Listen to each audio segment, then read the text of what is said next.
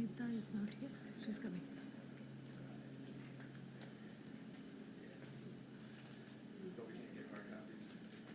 Yes. Ready.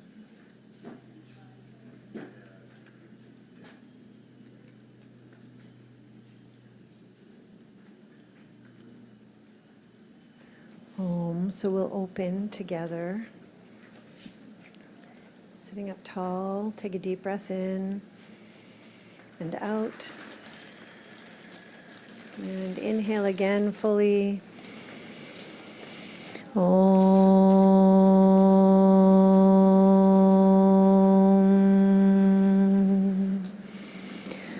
Om.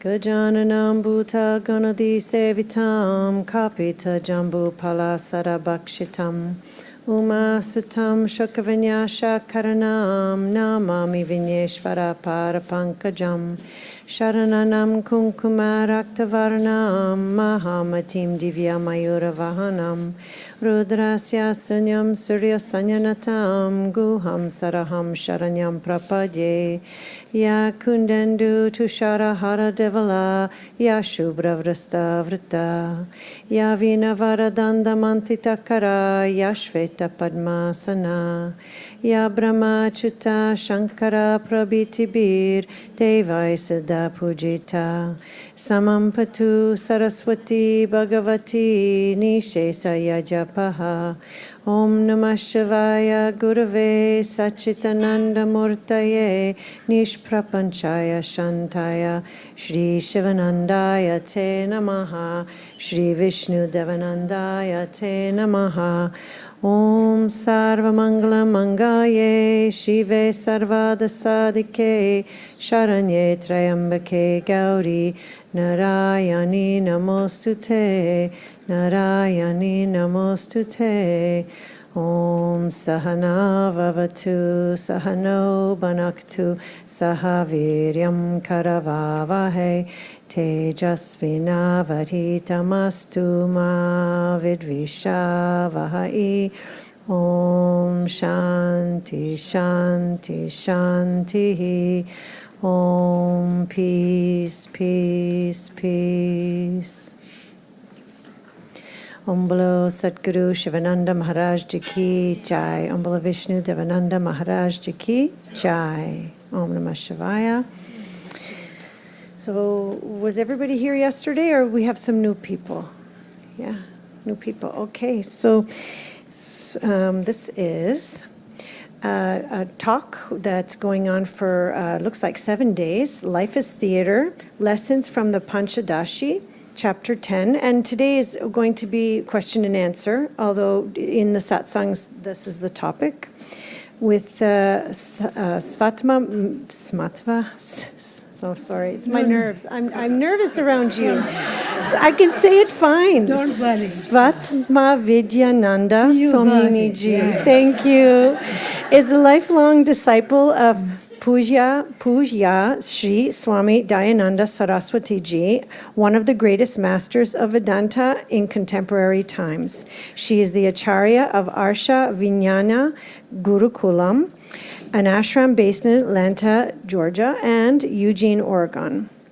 She has been active in the interfaith movement, leading and featuring in prominent international dialogues on religious diversity, harmony, peace, and mutual respect among various religious traditions.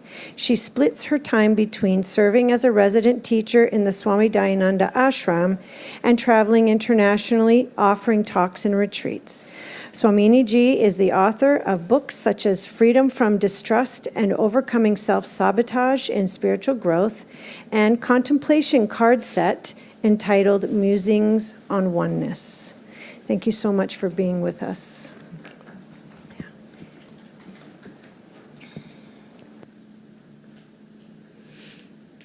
Nice day we are having. Yes. Nice day for what?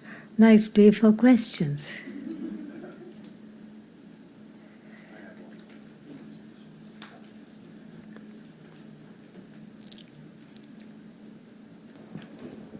Thank you. So my question is on karma yoga.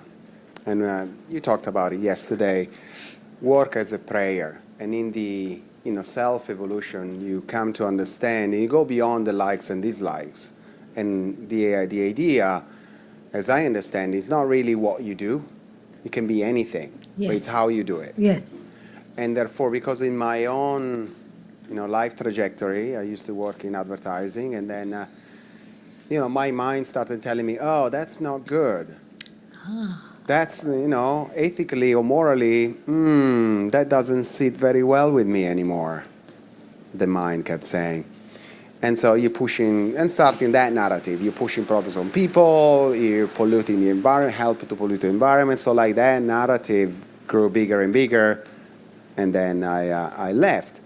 And so then I've been thinking about, wait a second, is my mind playing tricks on me? And then the deal, or the way around it, is to come back to any work with a different level of consciousness, because it's not about the work itself.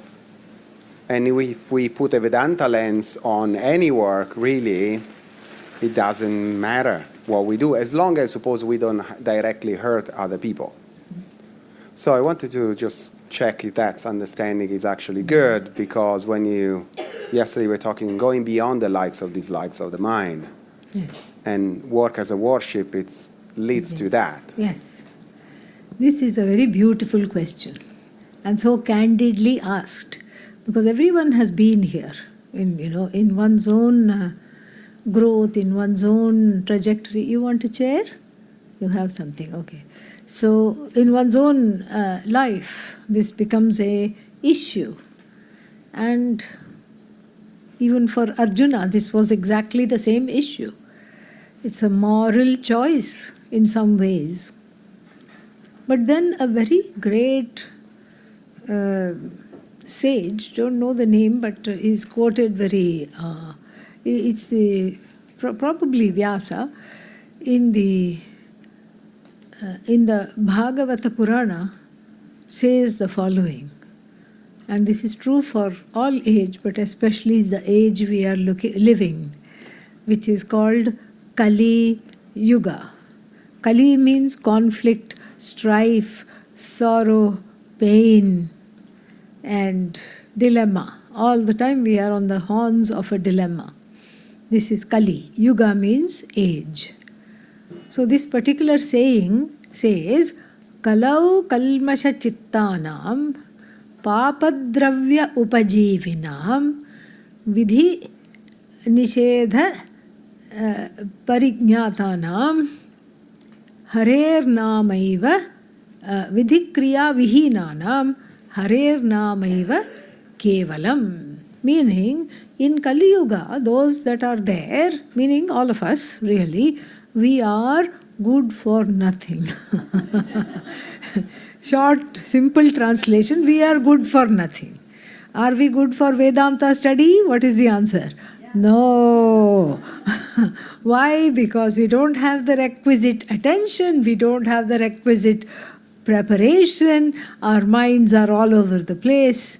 And then we keep doom scrolling our devices in the middle of the night, and so we are not prepared for Vedanta. Okay, maybe we are prepared for taking up a job. And maybe we should just go the karma marga, the way of karma, the path of karma, and pick up a job. And it says, any job you take, you are committing papa. Meaning, papa means, bad karma. Any job you take is somehow connected to hurting somebody or the other, somewhere or the other, somehow or the other. Therefore, what? What's the message? Sit at home? No. Don't sit at home. Don't stop studying Vedanta. What does it mean? It means we need a little more cushion in terms of being embraced by Hari Nama, Japa, Om Namah Shivaya, whatever it is. Repetition of the mantra calms the mind down and cleanses the mind of the raga dveshas. Plus, at the same time, do you know what it does? It relieves all the bad karma we are accruing by somehow contributing to the military industrial complex or any other, false advertising, false claims, so many things that we do. Everything, any job is fraught with all this, especially in Kali Yuga. And so the best thing we can do is to fortify ourselves with a mantra. Mantra while doing the work, mantra while doing anything, this is the idea. So with this introduction, then let us look at this question. So you are absolutely right. This is where Karma Yoga walks in, because it's not what you do, but the attitude with which we do it, correct? But at the same time, there is a difference between things that are dharmic and things that are non-dharmic, definitely. So I can't say, for example, you know what, I have to make a living some way or the other, and therefore I like pockets of every kind, so what shall I become? Pickpocket. I'm good at not being found out, and I have a certain finesse, and you don't even feel it coming. Am I a karma yogi? No. Why? Because I'm ready to face the consequences. This is what karma yoga says. If something good comes, say prasada and accept. If something bad comes, say prasada and accept. You can say prasada and accept. And I am in acceptance. So I put my hand in your pocket, and then I say, oh, nice big wallet I'm feeling. And then as I'm feeling the pocket, I'm feeling something else. Your hand on my wrist, okay? Caught. Caught in the act, caught red-handed, literally. And then what? I will say prasada. You drag me and turn me to the police, I'll say prasada, it was my karma. And supposing I go pick somebody else and they are not as savvy as you and they don't even know, then I will say prasada, yay. How come I am not a karma yogi? The answer to this is that karma yoga has 3 definitions. The first definition we know very well. Samatvam yogaha uchyate. Sameness or equanimity in how I receive the results of action is called karma yoga.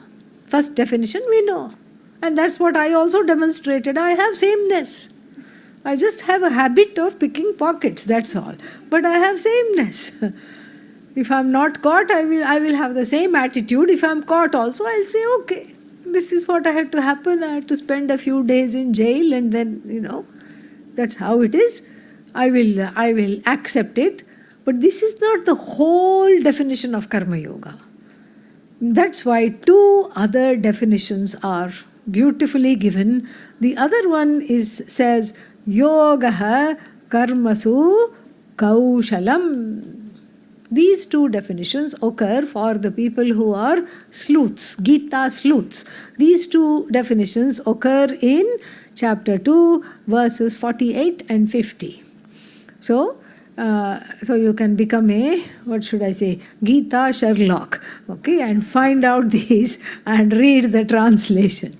So the second definition is karmasu kaushalam, skill in action. And here again I can say, look, I'm very skilled. I have been picking pockets for a living for what? 25 years, and I got caught only 2-3 times. What is the, do the math.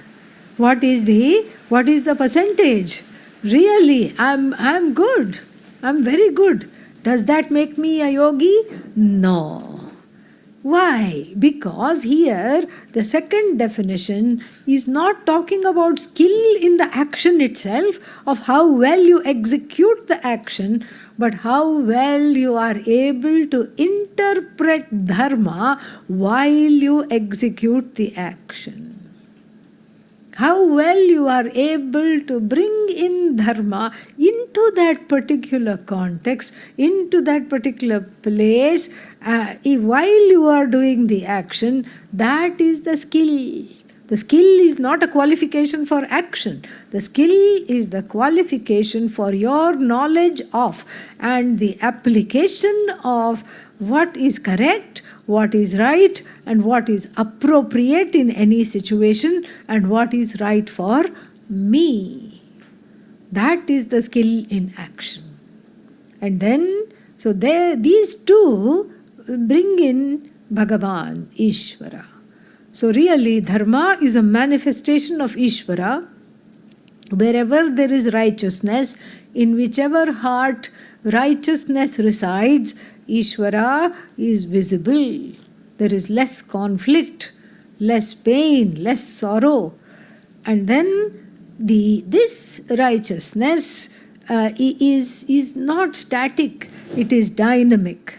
It has to be applied in every situation. Like just how you explained. You explained just now that you thought about it and said, okay, this may be bad, but there are many things which would be equally bad.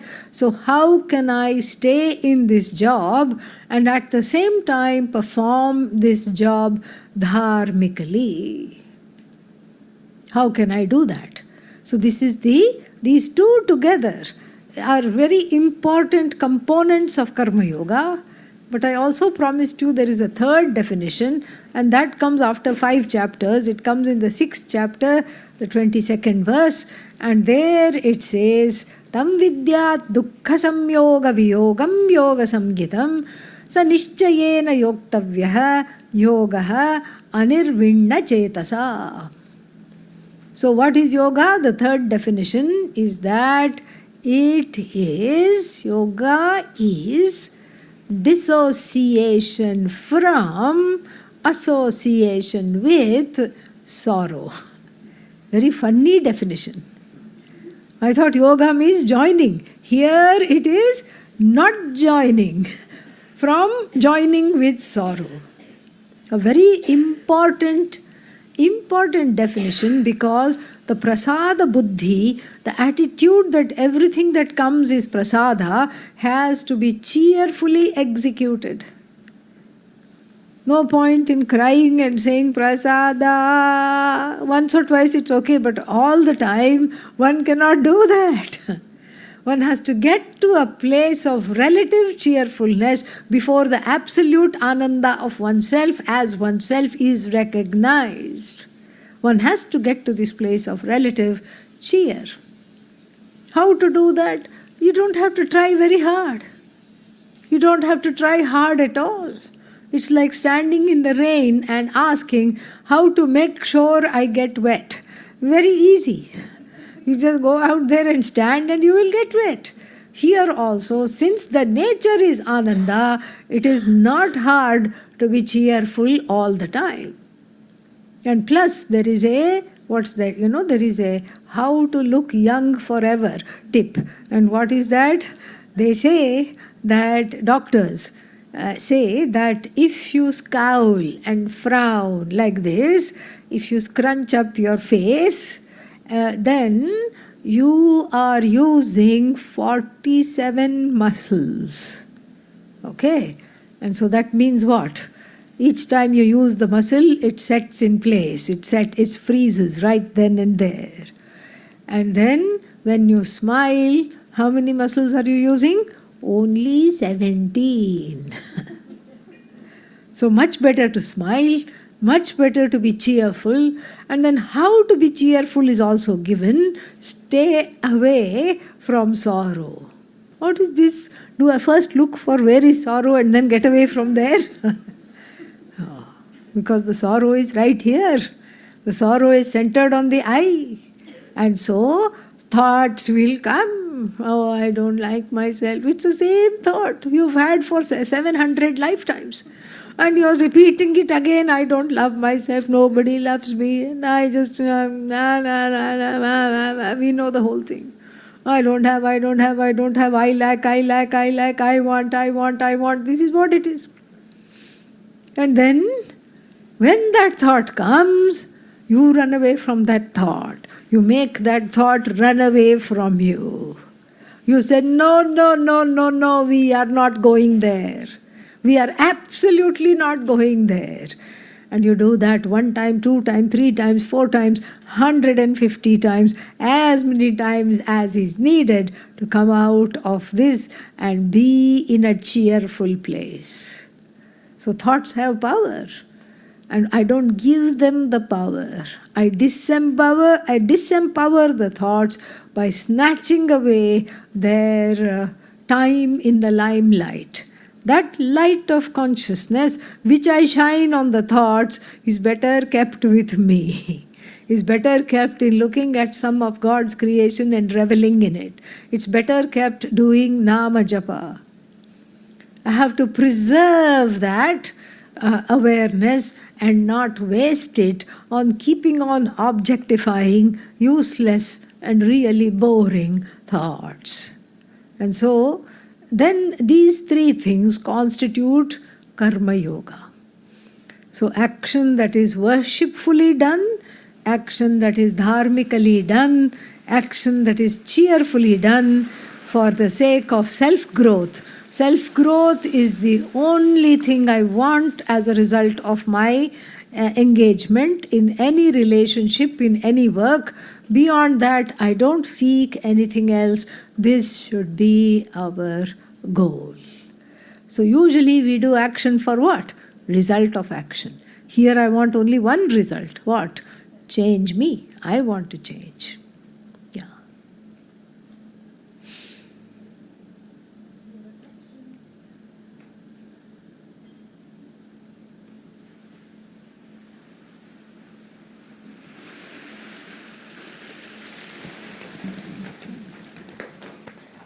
Thank you, Swamini. Everything you just said is very clear and very helpful for what I am going to ask you, but in this idea of calming the drama, moving from drama to Rama, in my family, and I love my family very much. So in the past couple of years, my father has almost died many times. A lot of drama around that whole experience, in and out of hospitals and emergencies. He's still alive. And just recently, my brother, my younger brother, had a terrible emergency and had a stroke, and he's in the hospital now. And so there's a lot of sadness and drama, and we don't know what is going to happen. And I find my nervous system, we're on call all the time, it's very hyper alert, is now kind of getting used to the drama of this and expecting it. And so I'm wondering what you would have to offer for how to deal with these, life situations where there's sadness and suffering and drama. First of all, we all pray for your father and for your brother. Thank you. And we hope that they are well and that they be well for a long time. That is our prayer. I pray on behalf of all of us here, because I know that everybody will want to do that. And any kind of familial crisis is hard on not just the patient or the victim of that crisis, but also everyone else. That is family karma.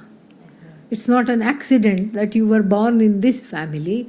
It's not an accident that these health crises were waiting to fructify at certain times. First, we have to see that there is an order here.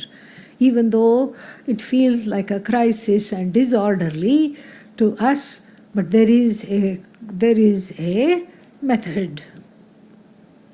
There is a method behind this, what appears to be madness. There is a method, and that method is the manifestation of the Lord in the karmic order, the manifestation of the goddess in the form of the karmic order. So this is the karma. It's a kind of a familial karma. So everybody in the family has that breath-catching moment, OMG moment, and then the cortisol acts up and everything is there, ready to face a crisis. This is also Ishvara, that we have this adrenaline glands that produce this endocrine, what is that called? Endocrine juice, yeah. Adrenaline is its name, but what is it called? Endocrine hormone. Yes, that's the word. So it produces that. We are very fortunate because our reflexes become quick, our mind becomes quicker, and we are ready to respond to an emergency. This is also Ishvara. That the capacity to respond is also Ishvara, and the crisis is also Ishvara. But then if the crisis continues to unfold in a certain way, if the crisis is not a short-term crisis but a long dragged-out crisis, then that emergency state in which one finds oneself cannot be sustained. It will burn out. Must not be sustained, because this is, it's like driving with a spare tire. Spare tire means what? It is spare. And it just takes you to the place. Maybe you can drive home, and next day you take it to the place, the tire shop, where it will be replaced. But you just say, no, I'll just drive around with it. Sooner or later, it affects the whole vehicle. And so in this manner, we have to see that the body-mind-sense complex has the ability to, have it be in that spring into action mode. But then if the action is not yet happening, or happening but not in the way I think, all these things, then one cannot sustain that at all. That is why we have to differentiate right at the outset between drama and Rama. Rama, objective; drama, subjective. So yes, this is karma. Karma means the father was sick, came back from hospital, father sick again, came back from hospital, and so it has continued for the past so many years. This is objective. This is a fact. This is what has happened and is happening. Brother sick, brother in hospital, and brother waiting to recover, that is also a fact. Now, what is not a fact are one's own responses and the responses of the family. These are subjective overlay over the objective facts. If we remain totally on the level of Rama, objectivity, then it's just a matter of taking care. What needs to be done? And if there are, let's say, 3 siblings, whose turn it is, who will go, who will come back, who will be there, and who will report? Very easy it becomes. But it is never so easy, is it? No, because everybody brings in R&D. What is R&D? Raga, Dvesha, not research and development, okay? Yeah. Everybody brings in strong likes, strong dislikes, prejudices, familiar dysfunction,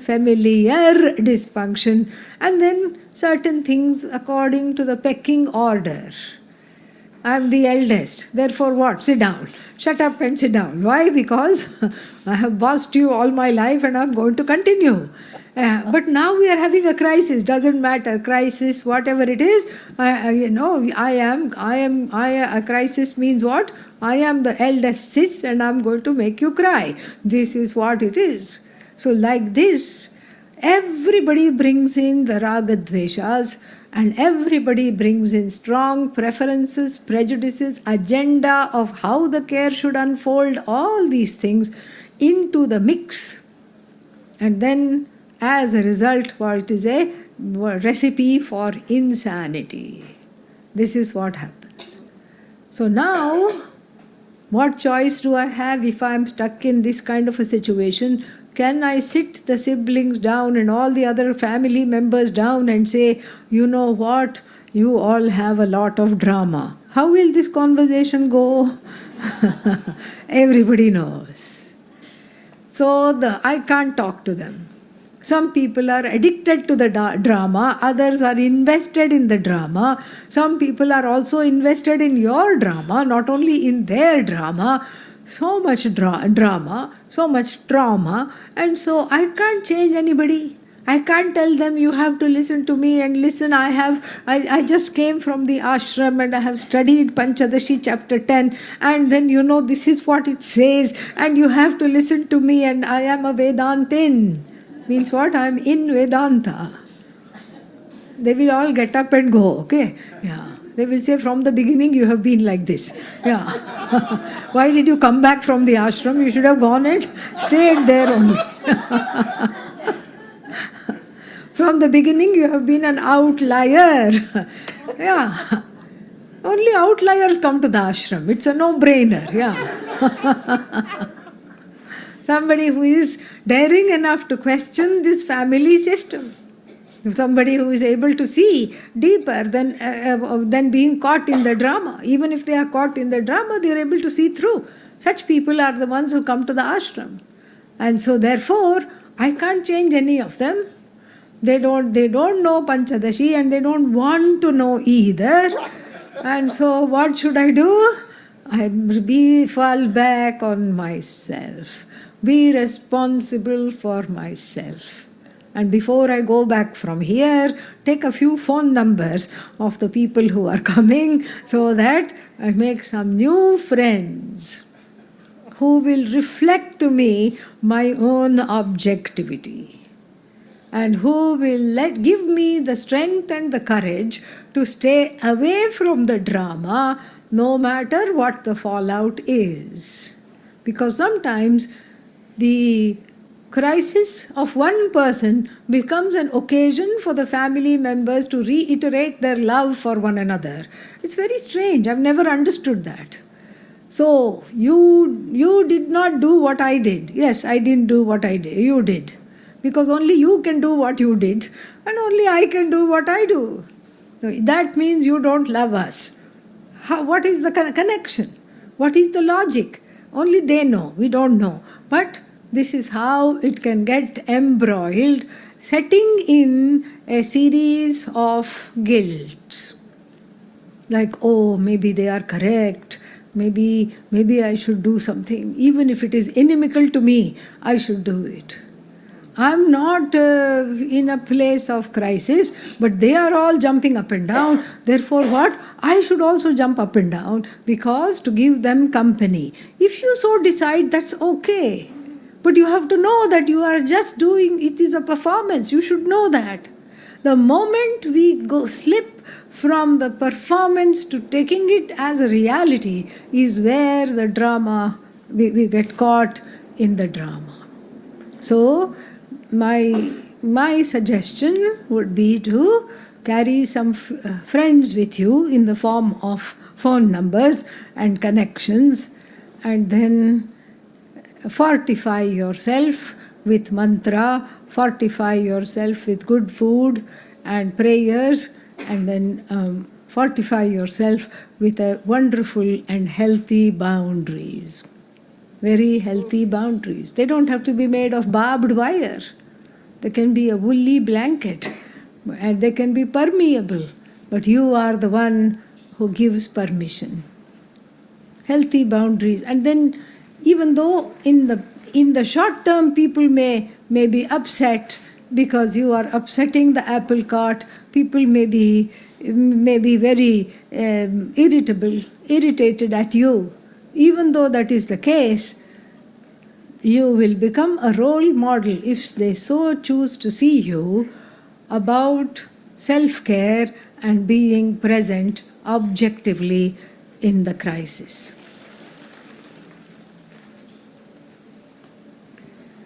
Swamini, I think that you must know my family.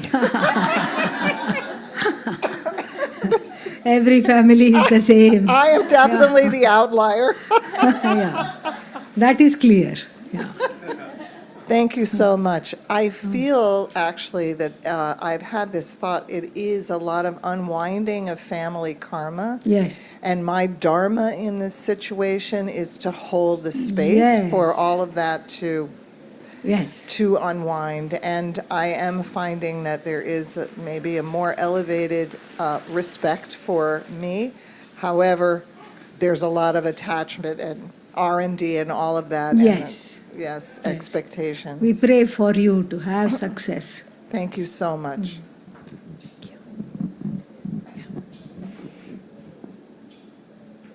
Om Swamiji, I have a question related to self-realization, self-knowledge. Yes. I'm just wondering about, because it's same mind that I'm using now, how I could use it for self-realization, for Yes. self-knowledge. I think it's very hard to do this. Yes. Very good question. The same mind that is mired in raga dvesha, dipped in raga dvesha, like chocolate dipped strawberry. Okay, dipped in raga dvesha, this mind, how can it be used to understand myself as infinite and free? This is where the preparation comes in. The preparation is to go beyond the raga and dveshas. Going beyond the raga and dvesha means not giving them the time of day.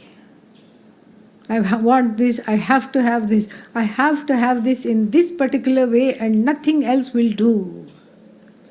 This is exactly how I want it. All that, I allow it to go. In fact, the ashram takes care of half of the raga dveshas, yes. Because you can't eat what you want, you can't, and then what happens? The coffee also has to be smuggled in, and in the yoga farm in California, has anybody been there? Yeah. So what we do there, what people do there is before they come, they first, instead of looking for the ashram on GPS, they look for the closest Starbucks on GPS. Yeah. And then they map out, only 27 minutes can go between morning satsang and the next class, can go and come back. So the ashram takes care of half of the things because we can't do as we like. And then you can't be around people that you want to be around because you don't know who is coming. Over the years, if you keep coming, some familiar faces are there. And yes, that's there. But there is a surprise. You don't know who is there. And you don't know whether you will get along with them or not. And in fact, that's not even the point. And you don't have a choice. You have to sit together, stand together, eat together. You have to do many things together. You have to do seva together. All these things are there. And so half of the raga dveshas go to sleep. Half of them just die away. And then, as one grows to just disregard the raga dveshas, and this is done by what the psychologists are calling a program of deferred fulfillment of desires. We can't control the desires because then what are you going to do? It will start controlling you because the desire is any day strong. So we talk about deferred fulfillment. I want something right now. Well, maybe I'll have it in 2 hours, you tell yourself. And busy yourself doing something that needs to be done. And then chances are, if it is a small obsession, then you won't even remember after 2 hours. And then when you do remember, if you do remember, aha, yes, I have been waiting till 4 o'clock, now it is 4 o'clock, I can do this. Then see if you can put it off till 5 o'clock and then 6 o'clock. This is how one slowly grows. And with this practice, the mind becomes now a clear channel for this vidya to come and sit. That's why frequently my teacher used to have this experience that people who had been studying for a long time would come and tell him, Swamiji, now you are teaching very well. I have been listening to you for 10 years, but your teaching has improved, Swamiji. What has improved is our own mind, our own ability to grasp, to retain, and to not react. That is what has improved. So therefore, this knowledge, we have to keep coming back to it. It's a committed and lengthy exposure. Because these ragadveshas have lived with us for how many lifetimes? God only knows. So therefore, we have to be kind to them and give them the space and give them the time to slowly go away. In the meantime, I keep listening. So the first retreat I attend, yes, this is wonderful, I got it. Next year I come back, I don't know what I was doing last year, the whole thing is a fog. Now I'm so clear. Third year, OMG, now it is even more clear. So self-knowledge is not some kind of a big bang, like, till, what is the time now? Yeah, till 12:41 I was unenlightened, now it is 12:42. Zing boom, enlightenment moment. It cannot be like that. Because then the self, you see, becomes subject to time. Self is the canvas on which time is a small little event. Self is not an event that unfolds in time. Self is eventless. It's the canvas on which time and space unfolds, not the other way around. So the saving grace for us all is what you're trying to internalize is already you. So the problem is not with trying to get it, trying to conquer it, but trying to let go of the eclipses that crowd the mind and obfuscate the darshan of the being within. So therefore, the teaching starts with na iti, neti, neti. Not the nose cleansing one, okay? Yeah, not that. Yeah. You have to be careful in yoga ashram. There are double entendres. This is na iti, neti. So this is neti, neti. This is the teaching is 9/10 negation, because we have accumulated a lot of very well entrenched, calloused ways of looking at ourselves, the world, and God. And this has to be shed. And how to shed it? By studying the Upanishad. Okay? Yeah. That is what makes you shed. That is the translation of the Upanishad. What is that? Upanishad. Yes. Somebody had a question there.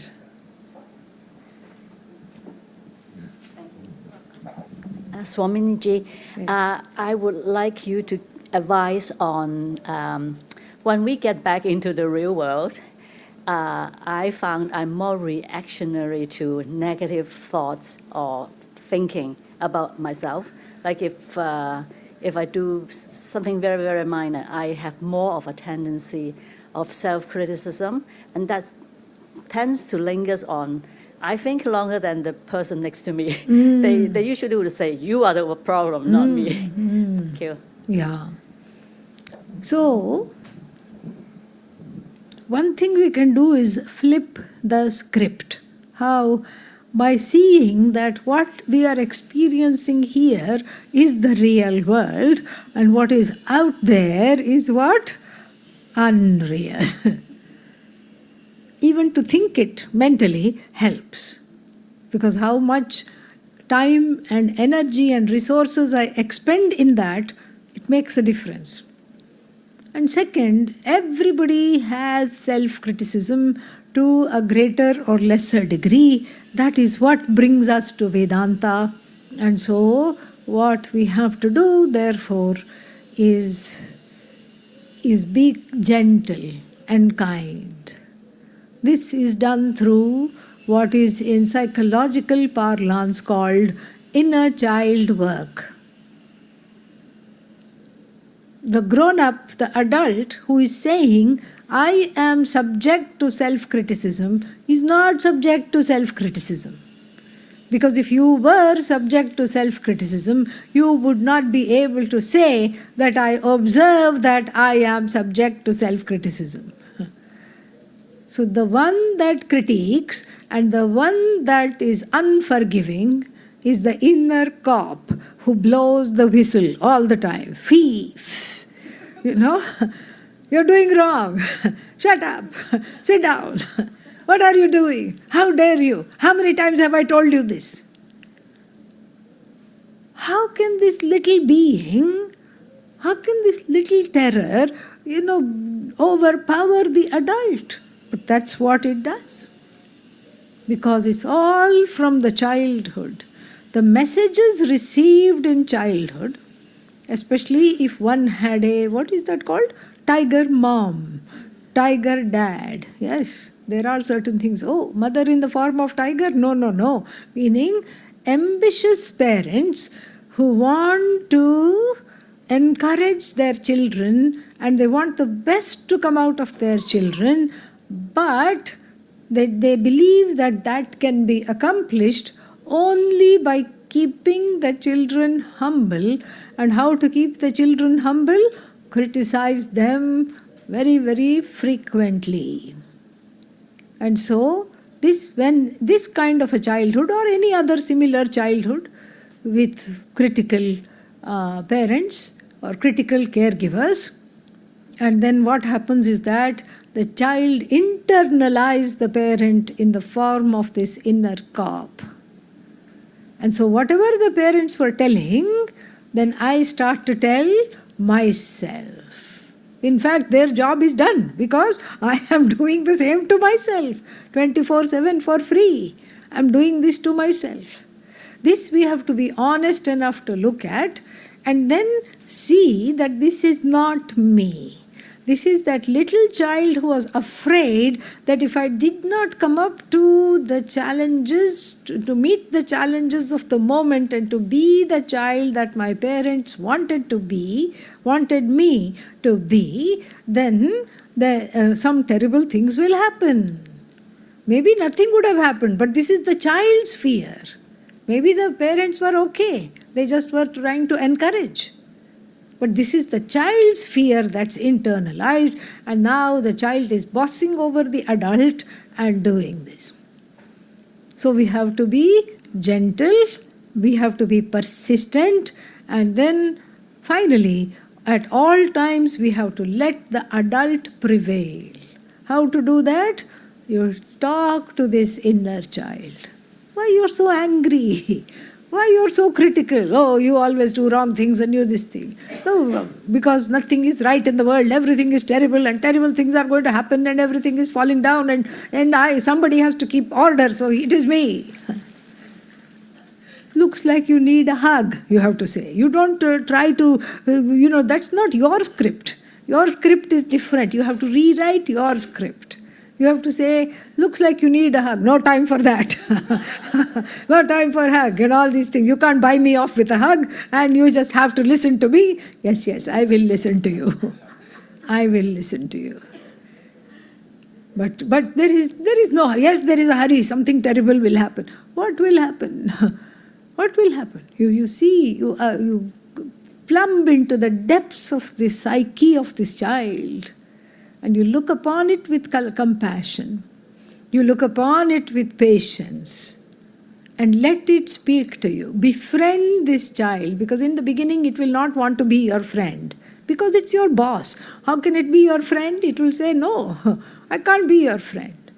I can't trust you. Over time, you get the trust and you just sit, find some time to do what is called self-therapy. The nice thing is the therapist is always available. Who? You. You don't have to say, oh my God, I'm having a crisis right now and I have to wait for 10 days or till the next appointment, 1 more week. How am I going to last? You don't have to think that. Why? The therapist is readily available. And what is the second advantage? Free. Yes. And what is the third advantage? You don't have to stop after 50 minutes and pretend it's an hour. Okay? Yeah, you can go on and on. As much time as you have, you can go on and on.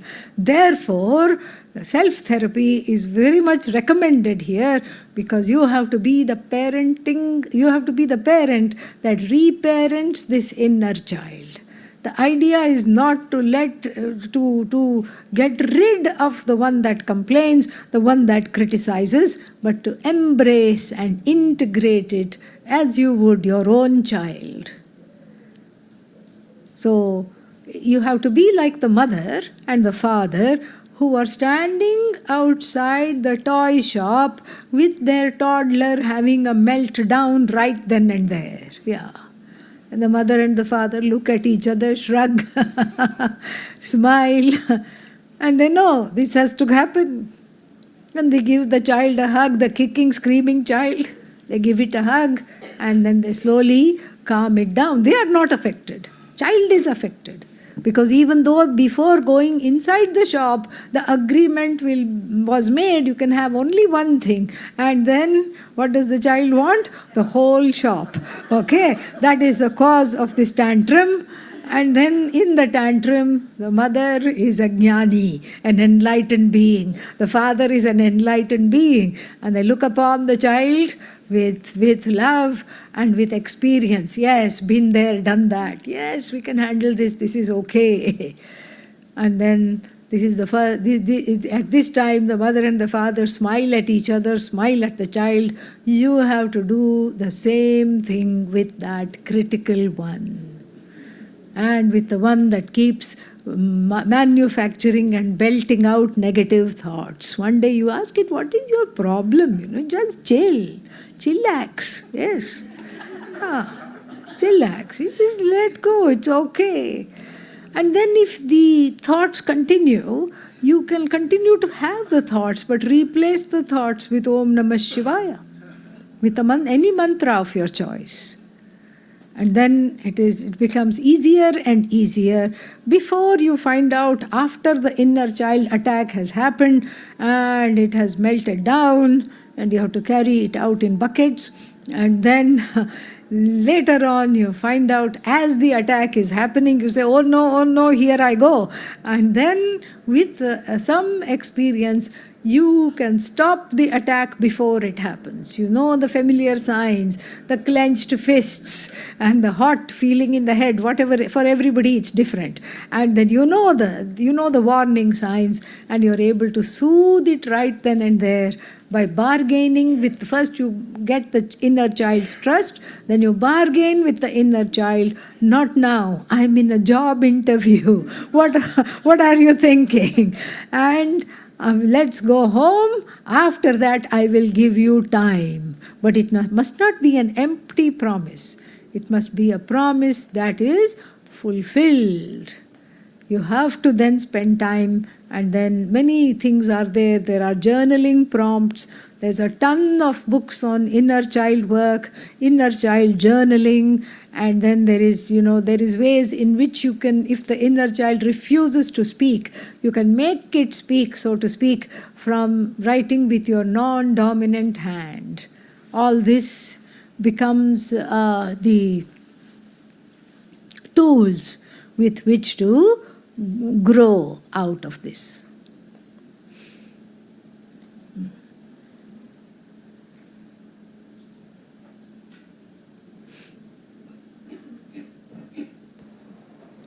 Om Swamiji, another question. Sure. When we need to take big decision and there is no clarity, even after a long period of time, and like some delay in the taking decision, how we could obtain clarity in our decisions? That's a very chronic one for many people. Yes. How to decide. How to decide. That is also there. Because she said something about long gap, even after a long gap. How to decide, and then how to decide. These days we have what is called FOMO. What is FOMO? Yeah. If I take this road, then this road is missed out. If I take this road, then that road is missed out. And I can't go on both the roads because they are not parallel paths, 1 foot here, 1 foot there. They are divergent paths. So, how to do this? Usually, the decision is already made. And on top of decision, there is a layer called denial. So, first see through the denial, sit with the denial. The denial is another inner child. Sit with the denial, and denial is couching fear. Sit with the denial, which will then thaw into fear, and then sit with the fear, embrace the fear of what consequences there might be when this decision is taken. Sit with that fear, heal that fear, embrace that fear, because that fear is also what? Inner child. The fear does not belong to the adult because you have now the coping mechanisms to overcome whatever you have. You have people, you have practices in place. So the fear is an irrational one belonging to the inner child, the inner baby. So sit with the fear, and then even if that doesn't help and the decision deadline is here and you have to really to make the decision, sit in front of the altar, have 2 chits of paper and write down just binary, yes, no. Don't write one more and cheat and say maybe. No, don't do that, okay? Yes and no. And then don't cheat. The 2 chits must be identical. They must be identically folded, and then just shuffle them, put them in front of Bhagavan, say a prayer, and then commit to doing whatever the piece of paper says. Let Bhagavan decide for you. Okay? So then you say, yes. Oh no, I wanted no. That means you already knew. Okay? So some people make a barter with Bhagavan, and one first time yes comes, what did they want? No. Okay, then they say, okay, 2 out of 3. Yes. Oh no. Okay, 3 out of 5. Don't do that. Okay? Go with it. What's the worst that can happen? Nothing. If it's a mistake, you will come back. You have the wherewithal. Nothing is a mistake, really. So that's why it's hard to decide, because if it were really a mistake, you would know and you would not do that. But because it is hard to decide, it means it's just 6 of one perhaps and half a dozen of the other. So it doesn't matter what you choose, you just go with it. Let Bhagavan choose if you don't have the wherewithal. Okay? Yeah, thank you. Thank you.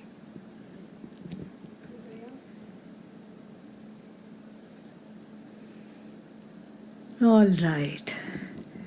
Om sarve bhavantu sukhinah, sarve santu niramayah, sarve bhadrani pashyantu, ma kaschit dukkha bhag bhavet, asato ma sadgamaya, tamaso ma jyotirgamaya, mrityorma amritangamaya. Om Purnamadav Purnamidam Purnat Purnamudachyate Purnasya Purnamadaya Purnamevavashishyate. Om Shanti Shanti Shanti. Harihi Om Shri Gurubhyo Namaha. Harihi Om.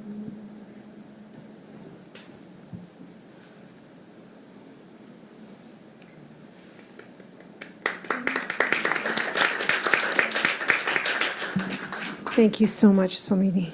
Thank you so much.